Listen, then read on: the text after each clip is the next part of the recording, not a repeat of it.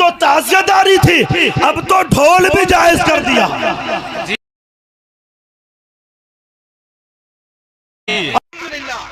कोई साबित नहीं कर सकता कि हुजूर मासूम मिल्लत के चेहल्लुम में मुतलक ढोल को जायज कहा गया है। हम ढोल मुतलक नाजायज मानते हैं। अगर कोई साबित करे तो अल-जामिअतुल हशमतिया के कमरे में दरवाजा बंद करके मेहरान भैया नहीं बैठते हैं, बल्कि बरामदे में बैठते हैं, दरवाजा खुला रहता है।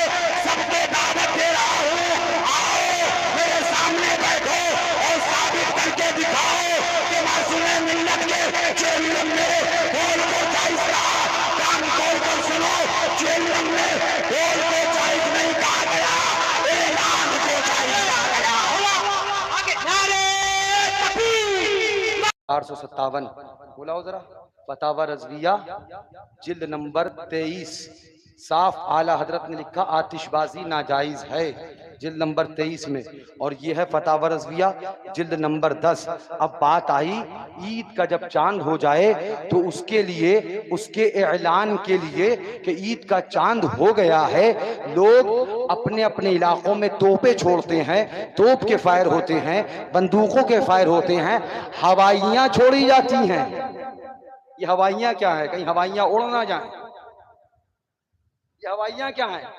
हवाइयाँ यानी वही आतिशबाजी, हवाइयाँ छोड़ी जाती हैं। अब आला हजरत अभी आपके सामने फतवा में पढ़ चुका कि आतिशबाजी नाजायज है, आतिशबाजी नाजायज है। अब आइए आला हजरत फरमाते हैं, सफा नंबर जिल्द नंबर 10 है, इरशाद फरमाते हैं, इस्तिलाह यूं ही ठहरी हुई है कि जहां इस्लामी रियासत है, बाद तहकीक हिलाल यानी चांद के सबूत हो जाने के बाद, तहकीक हो जाने के बाद तोप के फायर होते हैं और शहरों में बंदूकें या हवाइयां वगैरह छोड़ते हैं। अब अगर सबूते शरई हो गया और हाकिम शरा ने भी हुक्म दे दिया, जब तो ये फेल मुस्तहसन है। बेश बुलाना, इधर कह रहे हैं आतिशबाजी नाजायज है, इधर कह रहे हैं आतिशबाजी मुस्तहसन है। अरे ये दो रुखी पॉलिसी है क्या? नहीं नहीं नहीं, जो बेचारे पढ़े लिखे नहीं है वो यही समझेंगे दो रुखी पॉलिसी है। जो आला हजरत से मोहब्बत करते हैं वो समझ जाएंगे। इधर फरमाया साफ लफ्जों में कि नाजायज है, और जिल्द नंबर 10 में फरमा रहे हैं हवाइयां छोड़ते हैं और ये फेल मुस्तहसन है।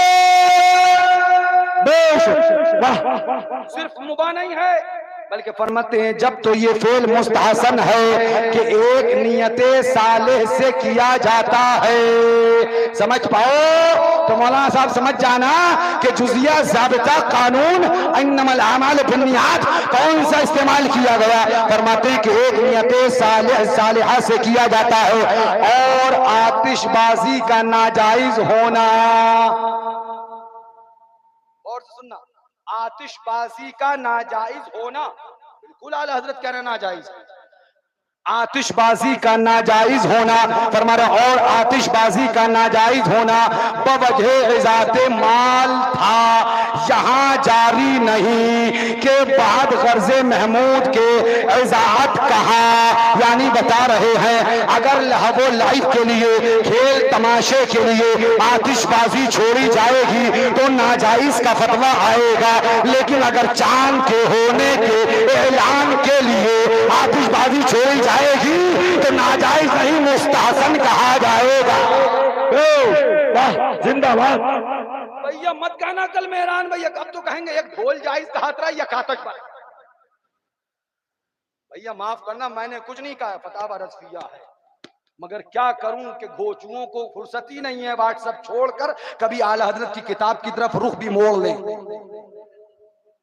आला हजरत एक जगह फरमाए नाजायज है और दूसरी जगह फरमाए जायज है। एक ही शय, एक ही चीज एक वक्त में जायज हो जाए, एक वक्त में नाजायज हो जाए, आखिर वजह क्या है? तो जवाब मिलेगा जहां नाजायज कहा वहां पर अगर किया जा रहा है तो खेल तमाशे के लिए, इसलिए नाजायज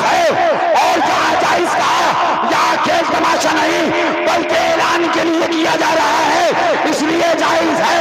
पता चल गया नाजायज चीज थी आतिशबाजी, लेकिन जब बात ऐलान की आई तो खुदावंद रसूल ने बताया कि ऐलान के लिए ये मुस्तहसन है।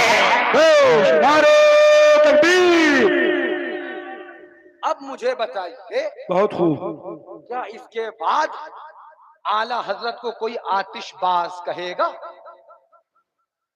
या आला हजरत के मानने वालों को कोई कहेगा अब अपने जलसों का ऐलान भी आतिशबाजी से करो, अपने मौते का ऐलान भी आतिशबाजी से करो? जिम्मेदारी से एक और बात कहने जा रहा हूं, याद आ गया।